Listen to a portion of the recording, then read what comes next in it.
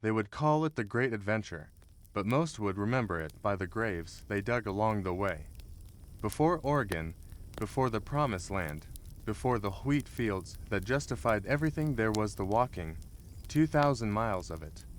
Tonight, we return to Independence, Missouri, spring of 1846, when ordinary families loaded their lives into wooden boxes and convinced themselves that anywhere else had to be better.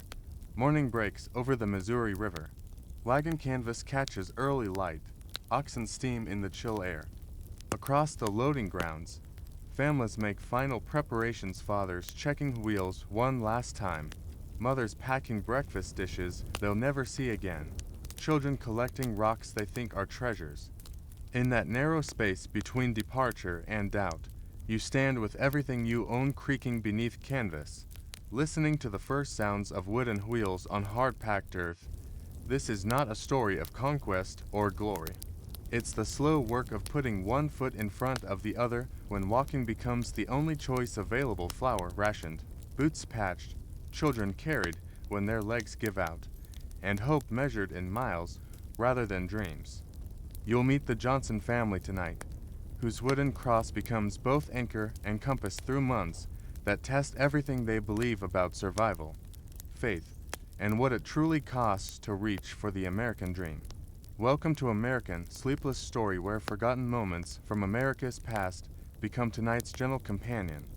These are quiet stories told slowly, perfect for when your mind needs to wander somewhere peaceful. If you'd like more stories like this, hit subscribe and tell me in the comments, where are you listening from and what time is it where you are. I love knowing this community spans different places and time zones, all finding rest in the same American stories. Now, settle in, here comes the story. Picture yourself stepping off a wooden porch in Independence, Missouri, on a crisp April morning in 1846, where the air carries the scent of fresh possibility mixed with something far less pleasant, the reality of what you've committed to. Your hands are already rough from weeks of preparation, loading 2,000 pounds of supplies into a canvas-covered wagon that creaks like an old rocking chair every time the wind shifts. The distant hum of activity fills the morning air, oxen lowing, children crying, and the rhythmic sound of hammers against metal as last-minute repairs are made. This isn't the romantic adventure the guidebooks promise back home. This is about to become the most boring, repetitive, and quietly terrifying routine of your American life. The sleepless nights have already begun, and you haven't even left town yet. You clutch a small wooden cross your mother carved, feeling its smooth edges worn by countless worried fingers, wondering if faith alone will carry you through what lies ahead. Your day starts before dawn, not because you're particularly motivated, but because the cattle don't care about your sleep schedule or your dreams of a comfortable morning routine.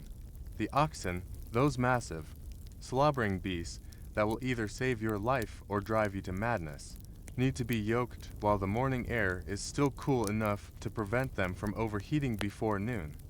You stumble around in the pre-dawn darkness, fumbling with leather straps that always seem to tangle themselves overnight, while the persistent drone of mosquitoes provides an unwelcome soundtrack to your struggles. Your breakfast is whatever didn't spoil from yesterday. Maybe some cornbread that's gone stale as yesterday's newspaper, coffee made from grounds you've already used twice, and the lingering taste of regret that no amount of chicory can mask. The routine is mind-numbing in its simplicity, yet somehow exhausting before the sun even thinks about rising. You remember Sunday mornings back in Missouri, when the biggest decision was whether to have eggs or flapjacks, and that memory feels like a story someone once told you about a different person entirely. The walking begins immediately, and it never really stops, creating a rhythm that becomes the heartbeat of your new existence. Forget every romantic notion you've ever had about wagon travel. Riding in that canvas-covered torture device is like being inside a wooden drum while someone beats it with rocks collected specifically for their ability to cause maximum discomfort. So, you walk, and walk, and walk some more. Miles and miles of walking, day after day, until your boots develop holes and your feet develop blisters that have their own blisters, and you begin to understand why they call these boring American stories of endurance. The prairie stretches endlessly ahead, an ocean of grass that seems to mock your progress with its sheer indifference to human ambition. Each step kicks up dust that settles in your hair, your clothes, your food, and somehow even infiltrates your dreams, turning sleep into a gritty, uncomfortable affair. The monotony becomes a kind of moving meditation, where your mind learns to wander while your body maintains the steady, hypnotic rhythm of one foot in front of the other. The sounds of the trail create their own sleepless symphony that follows you from dawn until well past dusk. Wagon wheels grinding against axles that need grease you don't have and can't afford to buy at the next trading post. The constant lowing of cattle who seem perpetually confused about their destination, much like their human companions. Children crying for toys left behind in Missouri.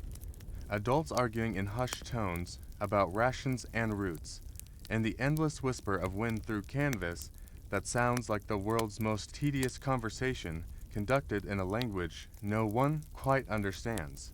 At night, you lie on the hard ground listening to this American orchestra of discomfort, counting the hours until you have to get up and do it all again, while somewhere in the distance a coyote calls out with what sounds suspiciously like laughter. Sleep becomes a luxury you can't quite afford, even when exhaustion weighs on you like a heavy quilt made of worrying and worn-out hope. You find yourself missing the familiar sounds of home, the neighbor's rooster, the distant church bell, even the creaking of your old house settling in for the night. The monotony of meals would drive a modern person to distraction, but out here it becomes a strange form of comfort in its very predictability. Beans, hardtack, and bacon, if you're lucky enough to still have bacon that doesn't smell like old boots soaked in regret. You eat the same thing for breakfast, lunch, and dinner until you forget what flavor actually tastes like, and begin to suspect it was always just a pleasant fiction anyway. The act of cooking becomes a meditation in futility, trying to start a fire with damp wood that seems actively hostile to combustion, boiling water that tastes like the mud it came from, and stirring pots with implements that were never quite clean to begin with and never will be.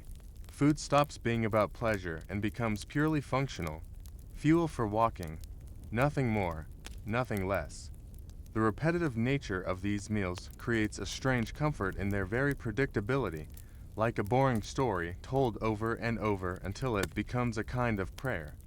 You remember your mother's Sunday dinners, with 3 different vegetables and pie for dessert, and wonder if you'll ever taste anything that delicious again, or if those memories too will fade into the dust. Your clothes become a second skin that you can't shed, transforming from garments into a uniform of endurance. The same will dress or canvas pants, worn day after day until they stand up by themselves and could probably walk to Oregon without you. Washing happens when you find clean water, which isn't often, and even then it's a half-hearted affair conducted with soap that's more hope than substance. You develop a new relationship with dirt. It's no longer something to be cleaned, but simply part of your existence, like breathing or worrying about tomorrow's weather. Your reflection in still water shows someone you barely recognize, sun-weathered, hollow-eyed, wearing clothes that have taken on the permanent color of the trail. The transformation is so gradual you don't notice it happening until one day you catch sight of yourself and wonder who that stranger is staring back. You touch the wooden cross again, its familiar weight now feeling like the only constant thing in a world where everything else shifts like prairie grass in an endless wind. The social dynamics of the wagon train create their own special form of tedium that would make watching paint dry seem exciting by comparison. 20 families trapped together in a moving village where everyone knows everyone's business, and nobody particularly likes what they know about their traveling companions. Arguments break out over the most trivial things, whose turn it is to collect buffalo chips for fuel, who gets to use the good water first, whether someone's ox is stepping out of line, or if that woman from Illinois is really sick or thus pretending to avoid her share of the work. These disputes become the closest thing to entertainment you have, though participating in them requires energy you can't spare and patience you never had. The petty dramas unfold with all the excitement of watching grass grow, yet somehow they become the highlight of your week because they break the monotony of walking and worrying. You find yourself looking forward to these sleepless arguments the way you once looked forward to church socials, though with considerably less optimism about the outcome.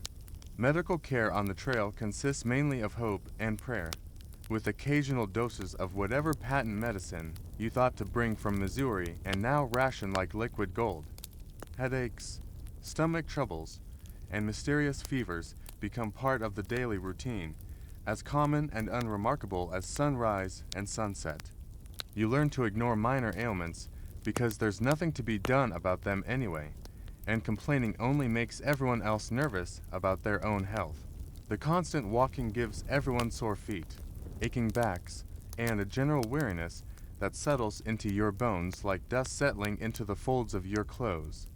You develop a strange appreciation for the smallest physical comforts, a smooth rock to sit on during the noon rest, a moment of shade from a solitary tree, the rare luxury of clean water to wash your face and remember what you used to look like. Pain becomes so routine that when it occasionally subsides, you feel almost guilty about the relief, as if suffering has become your natural state and comfort is somehow undeserved. The weather becomes your master in ways you never imagined possible, ruling your days with the absolute authority of a tyrant who never sleeps. Rain turns the trail into a muddy nightmare that swallows wagon wheels and makes every step a struggle against earth that seems determined to keep you exactly where you are. Sun beats down relentlessly, creating heat that seems to rise from the very earth beneath your feet and settle into your bones like a fever that never quite breaks. Wind carries dust into every possible crevice of your existence, and cold nights leave you shivering under thin blankets that never quite seem adequate, no matter how tightly you wrap them around yourself.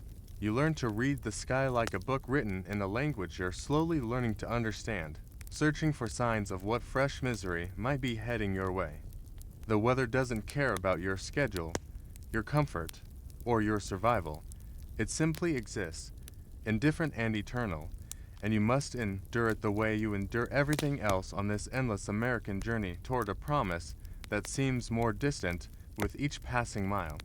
As weeks turn into months, you realize that this boring, repetitive existence has become strangely hypnotic, like a sleepless dream that never quite ends, but never quite becomes a nightmare either.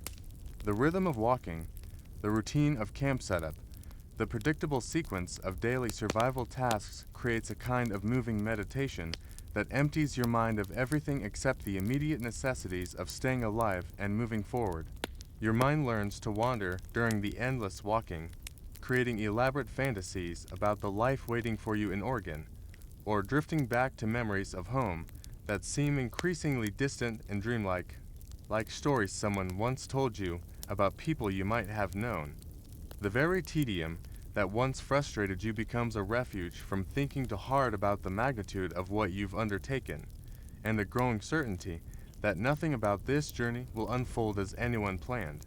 You grip the wooden cross tighter, feeling its edges worn smooth by countless worried touches, and wonder if the person who arrives in Oregon will remember the person who left Missouri, or if the trail will have worn away everything except the ability to keep walking toward whatever waits beyond the next hill.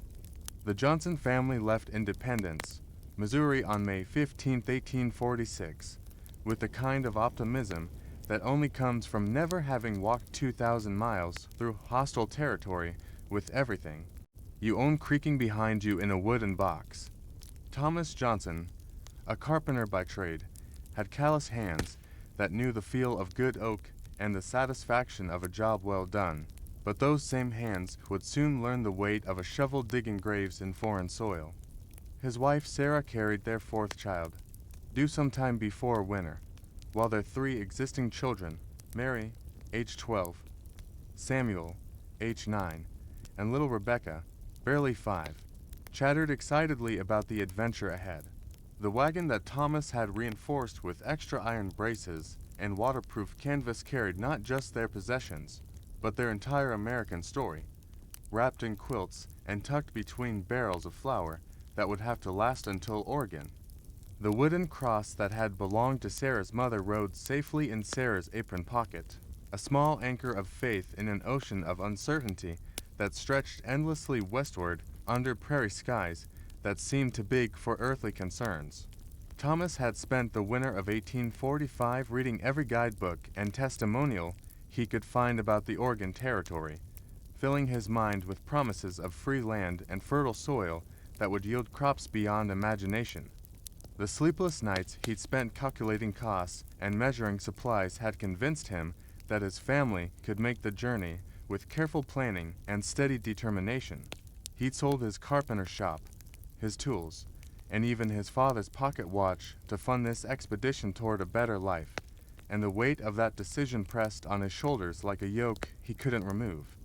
Sarah had supported the plan with the quiet strength of a woman who trusted her husband's judgment, even when her own heart whispered doubts during the long nights when she felt the baby moving restlessly in her womb. The children saw only adventure in the prospect, their young minds unable to grasp the magnitude of what leaving everything behind actually meant. As their wagon joined the line of other hopeful families, the Johnsons represented the very essence of American optimism, the belief that hard work and faith could overcome any obstacle, no matter how insurmountable it might appear. The first month of travel passed with the kind of routine monotony that makes boring stories feel like epic adventures by comparison. Thomas walked beside the oxen, his carpenter's eye constantly checking the wagon for signs of stress or weakness, while Sarah managed the endless domestic challenges of cooking, cleaning, and caring for children in a moving household that offered no privacy and precious little comfort. Mary, mature beyond her 12 years, helped tend Rebecca and contributed to the daily chores with the serious demeanor of someone who understood that everyone must contribute to survive. Samuel collected buffalo chips for fuel and water for the animals, his 9-year-old energy finding outlets in the constant motion and new responsibilities. Rebecca rode in the wagon when the walking became too much for her short legs, her child's laughter providing a bright counterpoint to the grinding wheels and lowing cattle that formed the soundtrack of their days. The rhythm of trail life began to feel almost normal. Wake before dawn, pack quickly, walk until exhaustion, make camp, sleep poorly, repeat endlessly. Sarah's pregnancy progressed steadily, and she felt strong enough to maintain her share of the work, though Thomas often caught her pausing to rest her hand on her growing belly with an expression that mixed anticipation with worrying. By July, as they approached the halfway point of their journey, cracks began to appear in the Johnson family's carefully planned expedition. Sarah's pregnancy had become more difficult, with morning sickness that lasted all day and a persistent ache in her back that made sleeping on the hard ground nearly impossible. Thomas found himself torn between the need to maintain the pace required to reach Oregon before winter and his growing concern for his wife's health and comfort. The children, initially excited by the adventure, now showed signs of homesickness and fatigue that no amount of parental encouragement could entirely overcome. Mary had grown quiet and thoughtful, taking on more responsibility for Rebecca while watching her mother with worried eyes that seemed far too old for her young face. Samuel complained less about his chores, but moved with the mechanical precision of someone going through motions rather than embracing adventure. Even Rebecca, usually irrepressible, had periods of listless crying that suggested the constant motion and uncertainty were taking their toll on her young spirit. The wooden cross remained in Sarah's pocket, worn smooth by fingers that sought comfort in its familiar weight during the increasingly frequent moments when faith felt more like work than grace. The crisis came in early August, somewhere in the vast emptiness between Fort Laramie and the Sweetwater River, where the trail stretched across landscape so barren it seemed designed to test human resolve. Sarah went into labor 3 months early, in the middle of a thunderstorm that turned the world into a chaos of mud, lightning, and horizontal rain that soaked through canvas as if it were tissue paper. Thomas found himself delivering his own child with hands that shook from more than just the cold, while Mary held a lantern and tried to shield her mother from the worst of the storm. The baby, a son they would name David after Sarah's father, lived for only 6 hours, breathing his brief life into existence in a wagon that offered no comfort, no warmth, and no protection from the cruel indifference of the elements. They buried him beside the trail in a shallow grave marked with stones and tears, while the wagon train waited with the patient sympathy of people who had seen too much death to be surprised by it anymore. Sarah's grief settled over her like a heavy quilt that no amount of sunshine could warm, and Thomas carried the weight of decisions that seemed to grow heavier with every mile they traveled toward a destination that no longer felt like salvation. The loss of baby David changed the fundamental dynamic of the Johnson family's journey, transforming their American story from one of optimistic adventure to one of endurance and survival. Sarah recovered slowly from the physical trauma of the birth, but the emotional wounds seemed to deepen rather than heal as the days passed. She spoke less, smiled rarely, and moved through her daily routine with the mechanical precision of someone performing a role rather than living a life. Thomas found himself caught between his own grief and the need to keep his remaining family safe and moving forward, his carpenter's hands now trembling slightly when they performed even familiar tasks. Mary stepped into the role of mother's helper with a maturity that broke Thomas's heart even as it filled him with pride, caring for Rebecca with gentle patience while watching her own mother with eyes that seemed to understand too much about loss. Samuel retreated into himself, performing his duties without complaint but without joy, as if the death of his baby brother had taught him that excitement was a dangerous emotion in a world where everything could be taken away without warning. Recovery came slowly and incompletely, like a bone that heals but never quite returns to its original strength. Sarah began to participate more fully in the daily routine, though her laughter was rare and her smiles carried a weight that hadn't been there before. The family developed new rhythms around their loss, finding ways to honor David's brief existence while continuing the practical business of staying alive and moving forward. Thomas carved a small wooden bird that he gave to Sarah, who kept it in her pocket alongside her mother's cross, creating a collection of talismans that seemed to anchor her to hope when faith felt insufficient. The children learned to gauge their parents' moods and adjust their own behavior accordingly, becoming more self-sufficient and less demanding in ways that spoke to resilience, but also to a kind of premature aging that the trail imposed on everyone it touched. They began to tell stories about David, imagining what he might have been like, what he might have enjoyed about Oregon, how he might have contributed to their new life in ways that kept his memory alive without dwelling on the tragedy of his death. September brought them through the most challenging terrain of the journey, where the trail climbed through mountain passes that tested both equipment and resolve with steep grades and sudden weather changes. The Johnson family's wagon, reinforced though it was, began to show serious signs of wear, with spokes loose enough to worrying Thomas and canvas patched in so many places it looked like a quilt made from necessity rather than choice. Sarah's physical strength had returned, but she moved with a careful deliberation that suggested she was protecting herself from further loss by not investing too heavily in hope. The children had grown competent in ways that children shouldn't have to, taking on responsibilities that would have seemed impossible back in Missouri, but now felt like natural extensions of their personalities. Mary could cook a meal over an open fire, tend to wagon repairs, and care for Rebecca with skills that rivaled those of grown women. Samuel had become an expert at reading weather signs, finding water, and managing the livestock with an intuition that impressed even the most experienced travelers. Rebecca, despite her young age, had learned to entertain herself for hours with simple toys and imaginary games that required no supervision from adults who had many other concerns to manage. As they descended into the Columbia River Valley in late October, the Johnson family looked like survivors rather than pioneers, their clothes worn thin, their faces withered by sun and wind. their eyes holding the kind of knowledge that comes only from loss and endurance. They had traveled nearly 2,000 miles, buried a child, questioned their faith, tested their marriage, and discovered reserves of strength they never knew they possessed. Thomas's hands were scarred from repairs and rough work, but they remained steady when steadiness was required. Sarah carried herself with a quiet dignity that spoke of grief acknowledged but not surrendered to, her pocket still holding both the wooden cross and a carved bird that represented faith and memory intertwined.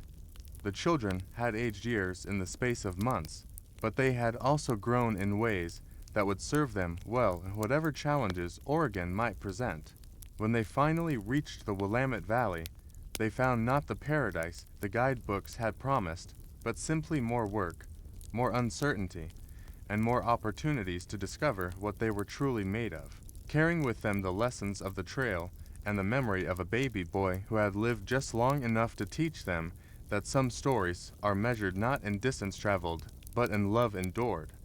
The wooden cross wasn't the only thing that disappeared along the Oregon Trail, though few. Mysteries haunted the survivors, quite like the case of the vanishing families who simply walked away from their wagons in the middle of the night and were never seen again. Between 1843 and 1869, wagon train records document over 300 instances of people who left their camps to gather firewood, check on livestock, or answer nature's call, and simply dissolved into the vast American prairie as if the earth had opened up and swallowed them whole. These weren't dramatic departures preceded by arguments or threats. They were quiet disappearances that left behind full wagons, worried relatives, and questions that echo across the grasslands even today. The most puzzling cases involved entire families who vanished together, leaving behind meals half-eaten, fires still burning, and personal belongings so intimate that abandoning them suggested either tragedy or a kind of desperation that defied rational explanation. The trail created its own folklore around these disappearances, stories whispered around campfires during sleepless nights when the whine through the canvas sounded too much like voices calling from the darkness. The Whitman family vanished on July 23, 1847, somewhere between Fort Kearny and Chimney Rock, leaving behind a mystery that would puzzle investigators and storytellers for generations.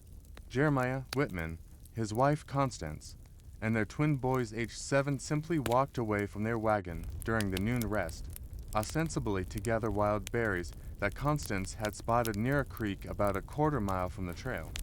When they failed to return after 2 hours, search parties found their berry baskets abandoned by the water's edge, along with Constance's bonnet hanging from a willow branch if placed there deliberately.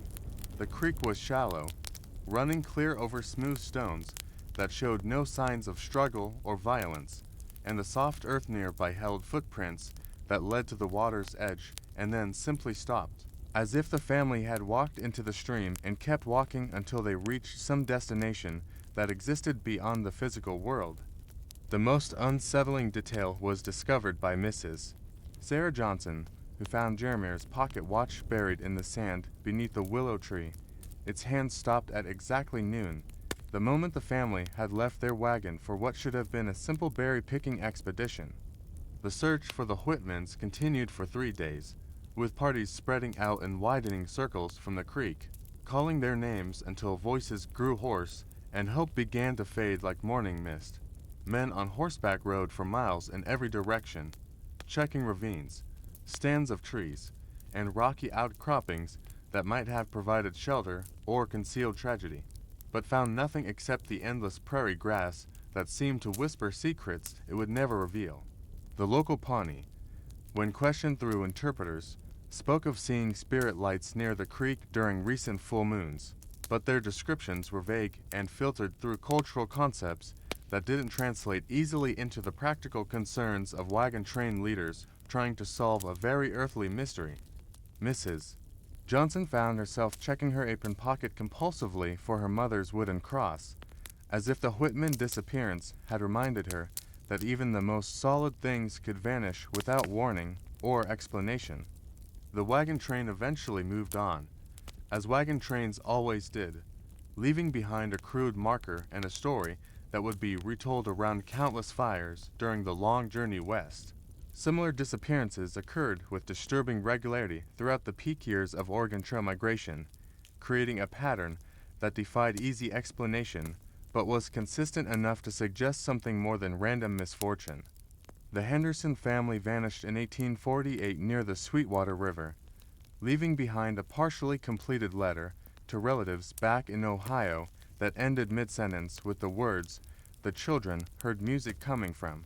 The Morrison twins, both grown men traveling together, disappeared in 1849 after setting out to hunt antelope, their horses found wandering riderless 3 days later with saddles intact but no trace of their riders. In 1851, an entire group of 7 people from 3 different families vanished during a single night. Their wagons found the next morning arranged in a perfect circle around a cold fire, with no signs of struggle, but also no indication of where the occupants might have gone. Each case shared certain characteristics: the absence of violence, the presence of personal belongings left behind as if their owners expected to return, and the complete lack of tracks or clues beyond a certain point, as if people had simply stepped out of existence somewhere between one moment and the next. Modern investigators and amateur historians have proposed numerous theories to explain these mysterious disappearances, ranging from the practical to the fantastical, but none fully account for the strange details that survivors recorded in their journals and letters. Some suggest that families overwhelmed by the hardships of trail life might have deliberately walked away to start new lives elsewhere, though this theory fails to explain why they would abandon valuable wagons, livestock, and supplies that represented their entire worldly wealth. Others propose that hostile encounters with wildlife or unfriendly humans might account for some disappearances, but the complete absence of signs of struggle makes this explanation unsatisfying for most cases. The most disturbing theory, whispered among trail veterans but rarely committed to paper, suggested that the vast loneliness of the prairie might drive people to a kind of madness that compelled them to walk into the wilderness seeking something that existed only in their tortured minds. A boring story of gradual mental breakdown that no one wanted to acknowledge might be claiming American families who had started their journeys with such hope and determination. The psychological impact of these disappearances on surviving travelers cannot be overstated, creating an atmosphere of unease that made every ordinary absence feel potentially permanent. Mothers began counting their children obsessively. Husbands and wives developed elaborate systems of accountability, and wagon train leaders instituted buddy systems that seemed almost military in their precision. The simple act of stepping away from camp to attend to personal needs became fraught with anxiety, and many travelers began carrying horns or bells to signal their locations when they moved beyond sight of the wagons. Children were forbidden to wander even short distances without adult supervision, and the carefree exploration that had marked the early weeks of most journeys gave way to a vigilance that bordered on paranoia. Mrs. Johnson found herself gripping her wooden cross so tightly during these anxious periods that it left permanent indentations in her palm, a physical reminder of how fear could reshape even the most familiar gestures into something desperate and searching. The stories of these disappearances became part of trail folklore, passed from one wagon train to another like warnings wrapped in the language of ghost stories and cautionary tales. Veterans of multiple crossings would gather around fires during layovers at trading posts, sharing accounts of families who had vanished without trace, each telling embellished with details that might have been fact or fiction, but always served to heighten the sense of mystery surrounding the prairie's capacity to swallow human beings whole. These tales served multiple purposes.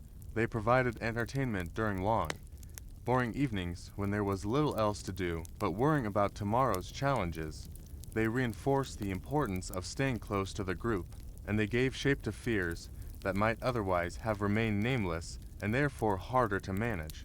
The recurring elements in these stories, the abandoned belongings, the tracks that ended abruptly, the sense of stepping from one world into another, became a kind of American mythology that spoke to deeper anxieties about what it meant to leave everything familiar behind in pursuit of dreams that might prove as insubstantial as morning fog. Some of the most compelling disappearance cases involve people who left behind detailed records of their experiences, making their ultimate vanishing even more mysterious because their final thoughts were preserved in writing that suggested no awareness of impending tragedy. Martha Caldwell, who disappeared with her infant daughter in 1852, had written cheerfully in her diary the night before about her excitement at reaching Oregon and her plans for the garden she intended to plant. Her final entry, found in her wagon after her disappearance, described hearing beautiful singing coming from a grove of cottonwood trees near their campsite, and her intention to investigate the source after breakfast. Thomas Mackenzie, a schoolteacher from Vermont, left behind a half-finished letter to his brother that described the prairie in terms so glowing and optimistic that it seemed impossible to reconcile with his subsequent vanishing. His letter broke off in the middle of a sentence about the most extraordinary thing I've ever witnessed, with the paper showing no signs of haste or distress in the handwriting. These fragments of final thoughts created a particularly haunting dimension to the mystery, suggesting that whatever happened to these people might have seemed wonderful rather than terrible in those last moments before they stepped out of recorded history. The impact of these disappearances extended far beyond the immediate circles of families and friends who lost loved ones to the prairie's mysterious hunger. Trail guides began altering their routes to avoid areas where multiple disappearances had occurred, even when those routes added days or weeks to the journey, and some trading posts reported significant decreases in traffic as word spread about particularly mysterious cases. Insurance companies back east began adding clauses specifically related to unexplained disappearances on western trails, and newspapers published sensationalized accounts that often bore little resemblance to the sober reports filed by wagon train leaders, but fed a growing public fascination with the dangers of westward migration. The mystery became part of the larger American story about the cost of expansion and the price of dreams pursued in landscapes too vast and empty for human comprehension. Mrs. Johnson, like many survivors, found that her wooden cross had become not just a comfort but a kind of anchor, something solid to hold onto in a world where people could vanish as completely as if they had never existed at all. The legacy of these unsolved disappearances continues to intrigue researchers and storytellers more than a century and a half later, representing a uniquely American mystery that combines the practical challenges of historical investigation with deeper questions about the psychological impact of isolation and the limits of human endurance.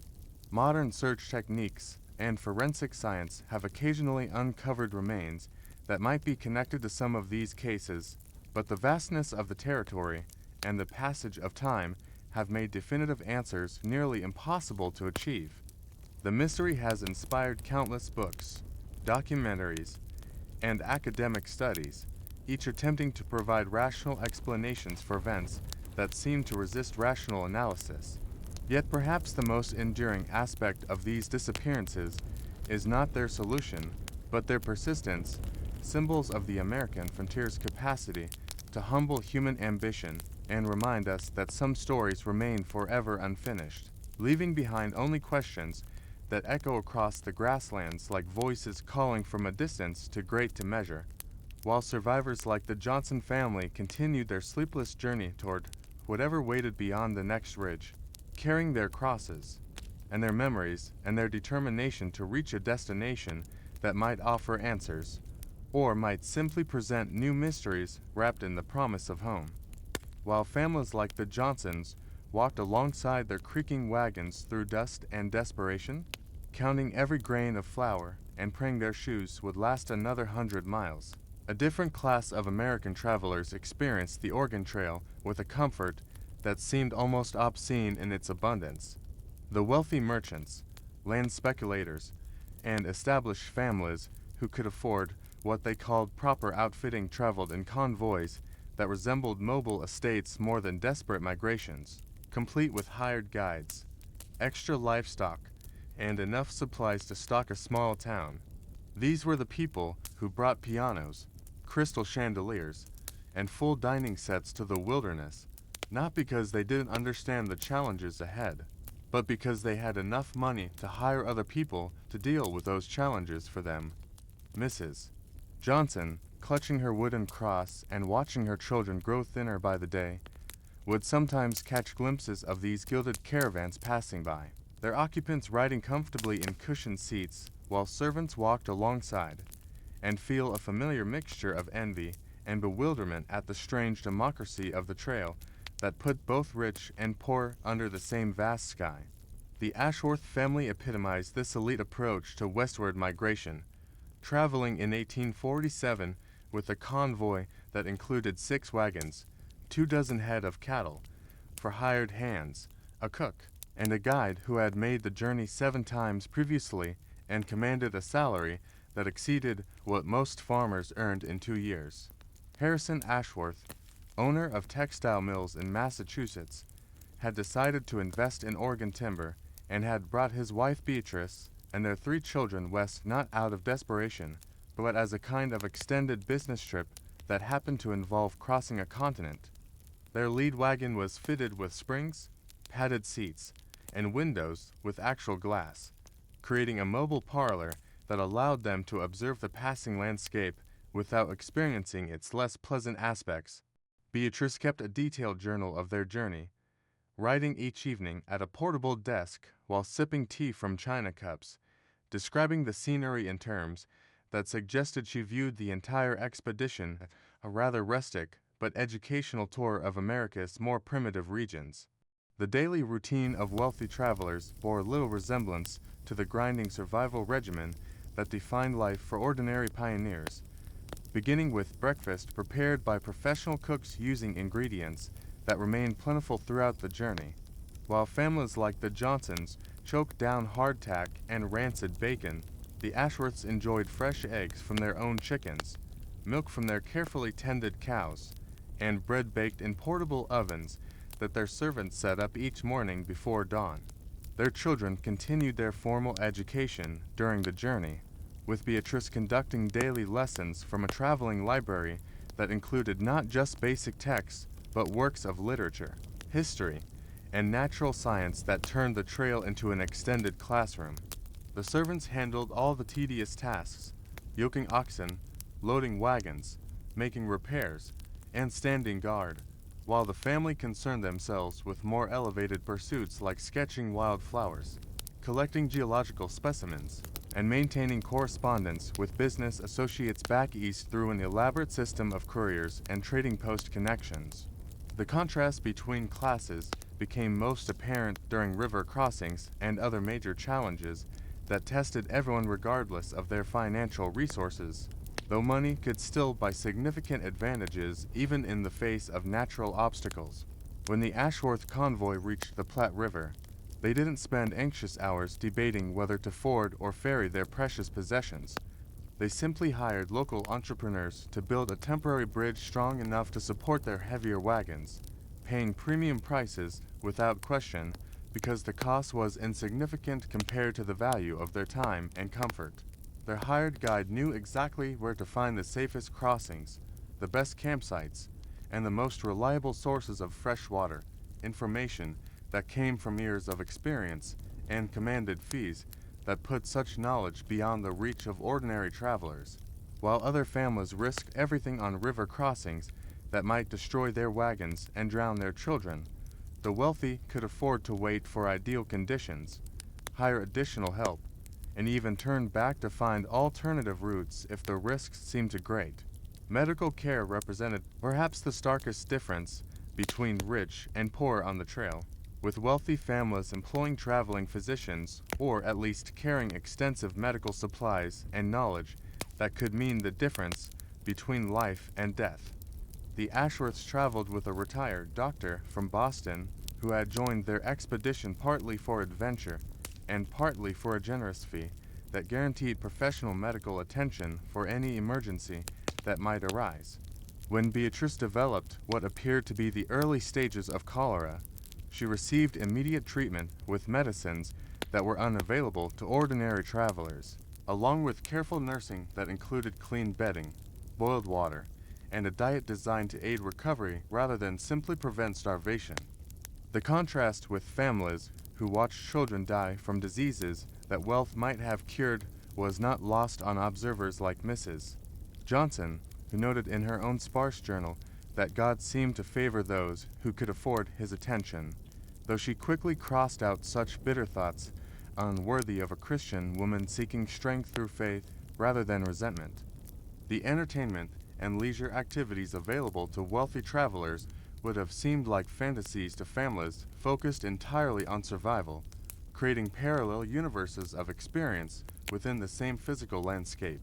Evening meals in the Ashworth camp featured not just adequate food, but actual cuisine, with their cook preparing multi-course dinners that might include fresh game, imported delicacies, and even wine carefully transported in specially designed containers that protected bottles from the jolting of wagon travel. After dinner, the family would gather around a proper table, not sitting on rocks or wagon tongues, to read aloud from books, play card games, or engage in the kind of educated conversation that required leisure time and mental energy to sustain. Their children played with expensive toys, wore clean clothes changed daily, and slept in actual beds assembled each night by servants who understood that comfort was not a luxury, but a necessity for people accustomed to civilized living. The social dynamics within wealthy wagon trains reflected the same hierarchies that existed back east, with clear distinctions between employers and employees, educated and working classes, and those who gave orders versus those who followed them. The Ashworths maintained formal relationships with their hired help, providing adequate wages and decent treatment, but never forgetting the social boundaries that money created and maintained even in the democratic wilderness of the American frontier. Their children were taught to be polite, but distant with the servants' children, and meals were served at different times and in different areas to preserve the sense of proper social order that wealth could purchase even in the middle of nowhere. This social structure created its own stresses and conflicts, as hired hands sometimes resented working for people who seemed to view the entire journey an expensive vacation, while their employees did all the actual work of survival and progress. Shopping opportunities along the trail catered to different economic classes with the same ruthless efficiency that characterized commerce in established cities, with trading posts and forts offering luxury goods at premium prices alongside basic necessities marked up for desperate buyers. The Ashworths could afford to replace broken china, purchase fresh supplies of coffee and sugar, and even buy comfort items like cushions, blankets, and lamp oil that made their mobile home more pleasant during long evenings. They paid premium prices without complaint for services that ordinary travelers couldn't afford: professional wagon repairs, premium camping spots, and priority access to fresh livestock when their animals needed replacement. Mrs. Johnson watched these transactions with the fascination of someone observing an alien culture, noting how money could transform the same challenging landscape into either a life-threatening ordeal or an expensive adventure, depending on how much of it you had to spend on solutions rather than endurance. The wealthy traveler's ability to adapt their journeys to changing conditions highlighted the fundamental difference between choosing to go west and being forced by circumstances to risk everything on an uncertain future. When weather turned bad, the Ashworths could afford to wait it out in comfortable camps with adequate food and shelter, while poor families were forced to push forward regardless of conditions because delays meant eating into supplies they couldn't replace. When illness struck, wealthy families could rest and recover while others had to keep moving or risk being left behind by wagon trains that couldn't afford to wait for stragglers. The luxury of choice, whether to continue, turn back, take detours, or simply pause, represented a form of freedom that money purchased as surely as it bought better food and comfortable beds. As both rich and poor travelers approached the end of their journeys, the differences in their experiences became even more pronounced, with wealthy families arriving in Oregon with resources intact and ready to begin new lives immediately, while survivors like the Johnson family limped into the Willamette Valley with nothing but their endurance and whatever dreams had survived the trail's attempts to break them. The Ashworths reached Oregon with enough capital to purchase prime land, hire workers to clear and develop it, and maintain their accustomed lifestyle while building their new American empire in the West. They had treated the Oregon Trail an inconvenience to be managed rather than an ordeal to be endured, using money to smooth away most of the rough edges that made the journey legendary for its hardships. Mrs. Johnson, touching her wooden cross one final time as she looked at the wealthy families setting up their comfortable camps in the valley, understood that some stories of American migration would always be more comfortable than others, though she also knew that comfort and character were not always traveling companions, and that the trail had taught her things about strength and faith that no amount of money could have purchased or preserved through the long, sleepless nights when only endurance and hope kept families moving toward whatever waited beyond the next hill. The year 1846 dawned across America with the kind of restless energy that seemed to pulse through the very ground beneath wagon wheels, as if the continent itself was stretching and reshaping itself around the dreams of people bold enough or desperate enough to risk everything on the promise of something better waiting somewhere beyond the horizon. While families like the Johnsons prepared for their Oregon Trail journey, the United States was engaged in a war with Mexico that would ultimately add over 500,000 square miles to American territory, including what would become California, Nevada, Utah, and parts of 4 other states. President James K. Polk, a man whose boring appearance masked an aggressive expansionist agenda, had campaigned on the slogan 5440 or fight, referring to the northern boundary of Oregon Territory, though he would eventually settle for the 49th parallel in a compromise with Britain that avoided another war but disappointed those Americans who wanted to claim all of the Pacific Northwest. The wooden cross that Mrs. Johnson carried represented not just personal faith, but a kind of national faith in manifest destiny, the belief that Americans were divinely ordained to spread across the continent regardless of who might already be living there or what the environmental and human costs of such expansion might prove to be. The technology of 1846 existed in a fascinating transitional moment between the pre-industrial past and the mechanized future, with innovations appearing that would transform American life even as most people still lived much as their grandparents had. Samuel Morse's telegraph had been operating between Washington and Baltimore for 2 years, creating the first instantaneous long-distance communication in human history, though messages still traveled only as fast as horses or ships could carry them to most of the country. The first successful use of ether as surgical anesthesia had occurred just months earlier in Boston, revolutionizing medicine, but having no impact whatsoever on trail medicine, where surgery still meant biting on leather straps and hoping for the best. Steam-powered printing presses were beginning to produce newspapers and books at unprecedented speeds, feeding America's growing appetite for information and entertainment, though families heading west often found themselves carrying the same few books for months, reading and rereading them until every word was memorized and every page showed the wear of countless sleepless nights when stories provided the only escape from the grinding routine of survival.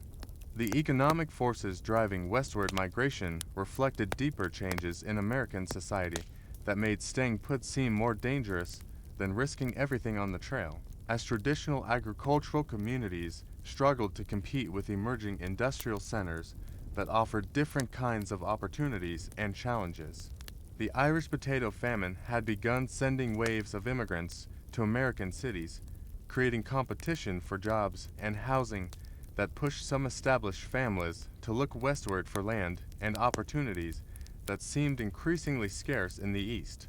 Bank failures and economic panics had become recurring features of American life, wiping out savings and forcing families to choose between debt and migration, with many deciding that Oregon's promise of free land was worth more than the security of staying home with empty pockets.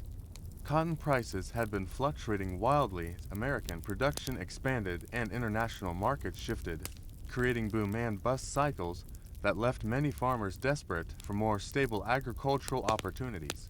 Mrs. Johnson had watched neighbors lose their farms to creditors who cared nothing for their families, histories, or attachments to land that had been cleared and cultivated with decades of backbreaking labor.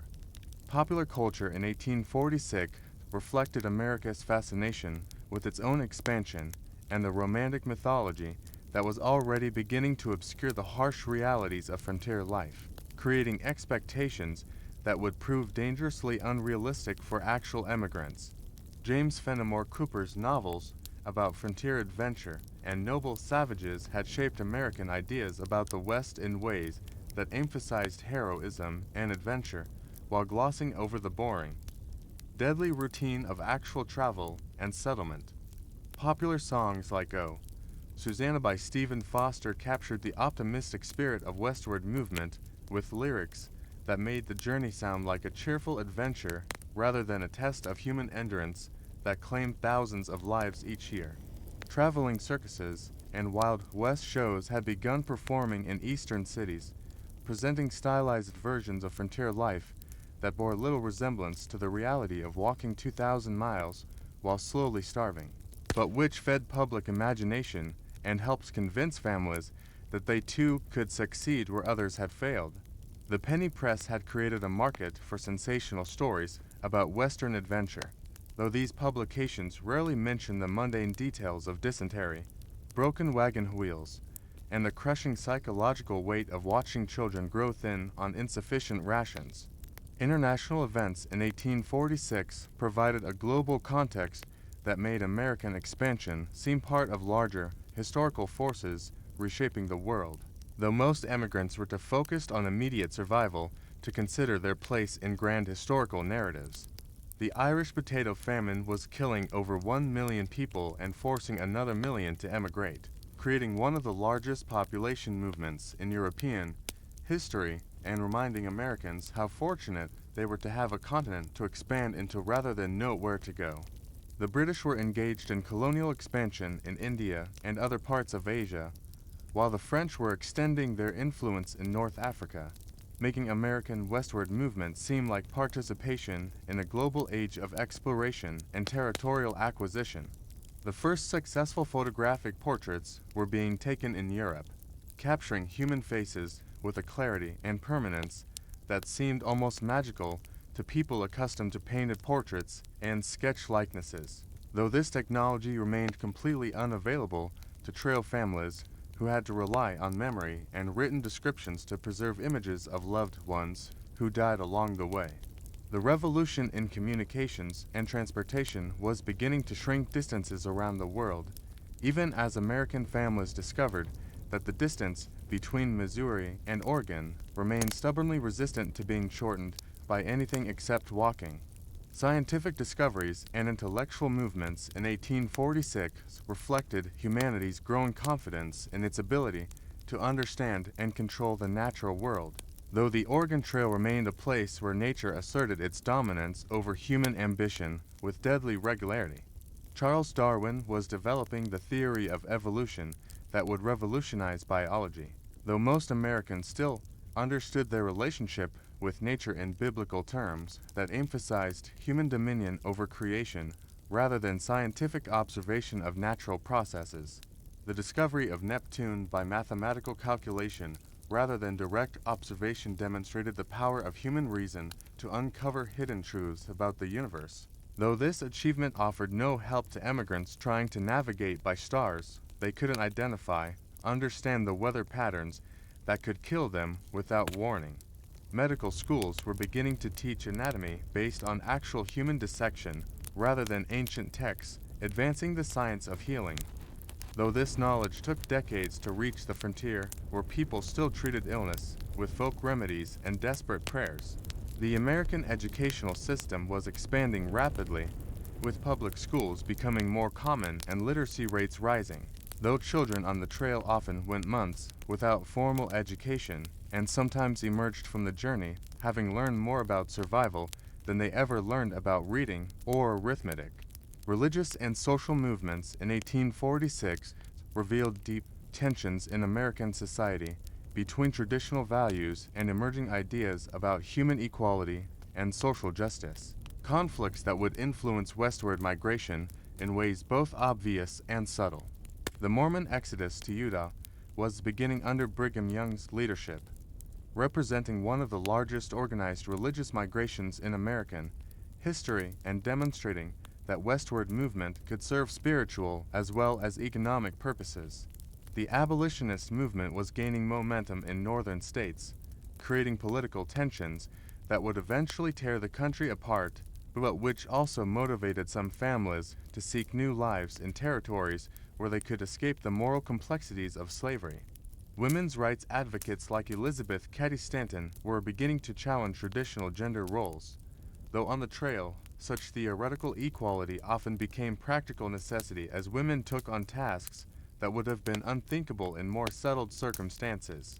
Temperance movements were gaining support across the country, advocating for the prohibition of alcohol, the solution to social problems. Though immigrants often carried liquor for medicinal purposes and sometimes found it more reliable than water for preventing illness, Mrs. Johnson's wooden cross represented not just personal faith, but participation in a broader American story about the relationship between religion and expansion. The belief that God had blessed America with a continent to fill and the responsibility to spread Christian civilization westward. The entertainment and leisure activities available to Americans in 1846 reflected growing prosperity and urbanization in eastern cities, creating stark contrast with the survival-focused existence of trail emigrants who had left such luxuries behind in pursuit of land and opportunity. P.T. Barnum's American Museum in New York City was attracting hundreds of thousands of visitors with its combination of education and sensational entertainment, offering city dwellers exotic experiences without the inconvenience of actual travel or danger. The first organized baseball games were being played according to standardized rules, creating a new form of American recreation that emphasized teamwork and competition. Though immigrants had little time or energy for games more complex than simple children's activities around evening campfires, popular literature was becoming more widely available through improved printing and distribution, with novels and magazines providing escape from daily routine for those who could afford them and had leisure time to read. Luxuries that became precious memories for families whose only reading material might be a single Bible shared among dozens of people. Music remained an important part of American life, with parlor pianos becoming status symbols in middle-class homes and folk songs providing entertainment that required no equipment beyond human voices, making music one of the few forms of recreation that translated successfully to trail life, though even singing required energy that immigrants couldn't always spare. The agricultural and industrial development occurring across America in 1846 created the economic pressures and opportunities that drove families westward, while also providing the tools and supplies that made such journeys possible, revealing the complex relationship between settlement and technology that characterized American expansion. The first successful reaping machines were beginning to revolutionize grain harvesting, increasing productivity, but also requiring capital investments that many small farmers couldn't afford, pushing them to seek new land where manual labor might still provide adequate income. Railroad construction was accelerating across the eastern United States, creating new markets for agricultural products, but also disrupting traditional economic relationships and forcing farmers to compete in larger, more volatile markets. The development of standardized tools and equipment meant that immigrants could purchase supplies that were reliable and interchangeable, though the quality of trail equipment often proved inadequate for the stresses of long-distance travel over rough terrain. Steam-powered mills were beginning to process grain and lumber more efficiently than traditional water-powered operations, creating new economic opportunities in regions with adequate transportation. But such technology remained unavailable in frontier areas where human and animal power were the only reliable energy sources available for the backbreaking work of clearing land and building homes. As 1846 drew to a close, Families like the Johnsons, who had survived the Oregon Trail, found themselves part of historical forces much larger than their individual stories. Though the immediate challenges of building new lives in unfamiliar territory left little time for contemplating their place in American history. The successful conclusion of the Mexican-American War would soon add vast territories to the United States, creating new opportunities for expansion and new conflicts over slavery that would ultimately lead to civil war. The discovery of gold in California was just 2 years away, an event that would dwarf the Oregon migration and transform the American West in ways that no one could have predicted or prepared for.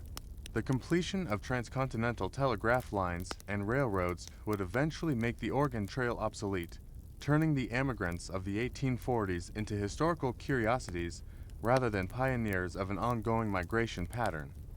Mrs. Johnson, settling into her new life in the Willamette Valley while touching the wooden cross that had carried her through months of hardship, could not have known that she was part of the last generation of Americans who would experience westward migration as a test of individual endurance rather than a matter of purchasing transportation, or that the boring, deadly routine of trail life would soon become the stuff of romantic legend rather than lived experience, preserved in stories that emphasized adventure over accuracy and harrow them over the quiet persistence that actually carried families across a continent toward dreams that proved both more and less than they had imagined during those sleepless nights when faith and stubbornness were the only forces standing between survival and surrender to the vast indifference of the American landscape. The wooden cross that Sarah Johnson carried from Missouri to Oregon rests now in a small museum in Salem, donated by her great-granddaughter, who found it among family papers along with a diary that recorded the slow transformation of hope into endurance, and endurance into a different kind of wisdom. The faded entries speak of morning coffee made from grounds used 3 times, of children who learned to walk farther than grown men thought possible, and of nights when sleep came only to those too exhausted to worrying about tomorrow's challenges. These weren't the heroic pioneers of dime novels and Hollywood movies.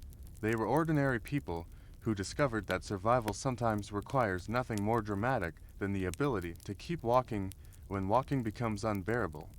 Today, we measure distances in hours rather than months, crossing continents in pressurized cabins while watching movies and complaining about airline food. The Oregon Trail has become a computer game where dying of dysentery is just a reset button away from trying again.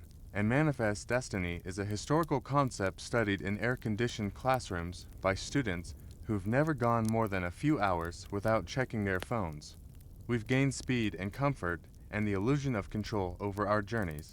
But perhaps we've lost something essential about what it means to commit completely to a destination we can't see, to trust in something larger than our immediate comfort, to find strength in the simple act of continuing when continuation feels impossible. The families who walked to Oregon weren't braver than we are. They were just more accustomed to boredom, to discomfort, to the idea that important things take time and cost more than we want to pay. They understood that some stories unfold slowly, measured in steps rather than dramatic moments, and that the most profound changes happen not in bursts of inspiration, but in the accumulated weight of small choices made day after day when no one is watching. Their sleepless nights weren't filled with endless entertainment options, but with the kinds of silence that force you to confront who you really are when stripped of everything except the will to keep moving forward. The trail taught lessons that our comfortable age struggles to understand, that security is mostly illusion, that families can survive losses that seem unbearable, that hope is less about expecting good things to happen and more about continuing to act as if they might. The wooden crosses and simple graves scattered across the prairie mark not just individual deaths, but the collective price of dreaming in a world that doesn't guarantee safe passage to anyone, no matter how carefully they plan or how desperately they pray for protection. Yet somehow, enough people survived to build the Oregon they had imagined, creating communities that justified the suffering of those who never lived to see them. Perhaps the most profound gift of these boring American stories is their reminder that ordinary people have always been capable of extraordinary endurance, that the heroes of history were mostly just folks who kept walking when walking was the only option available. The Johnson family story ended not with triumph, but with a rival. Dusty, changed, scarred by loss, but carrying something valuable that couldn't be measured in acres of farmland or bushels of wheat. They had learned what they were made of, what really mattered when everything else was stripped away, and how to find meaning in the simple act of surviving together when survival was never guaranteed. Sweet dreams await you now, filled perhaps with prairie grass moving in wind that carries no deadlines, no urgent notifications, no demands except the gentle rhythm of breath and heartbeat that carried our ancestors across impossible distances toward dreams they couldn't quite see but refused to abandon. Rest in the knowledge that you carry the same strength they did, the same capacity for endurance and hope, and the kind of stubborn love that keeps families moving forward even when the destination seems impossibly far away. If you didn't fall asleep during tonight's sleepless story, let me know in the comments what decade calls to you most strongly. The dusty trails of the 1840s, the busy streets of the 1920s, or be the quiet suburbs of the 1950s where different kinds of American dreams were being born. Your suggestions help shape future stories that might carry you into even deeper rest. And if these gentle journeys into America's past help quiet your mind at the end of long days, consider subscribing and turning on notifications, not because you need more interruptions in your life, but because sometimes the best cure for a restless world is a boring story told slowly, with all the time in the world to unfold exactly as it needs to.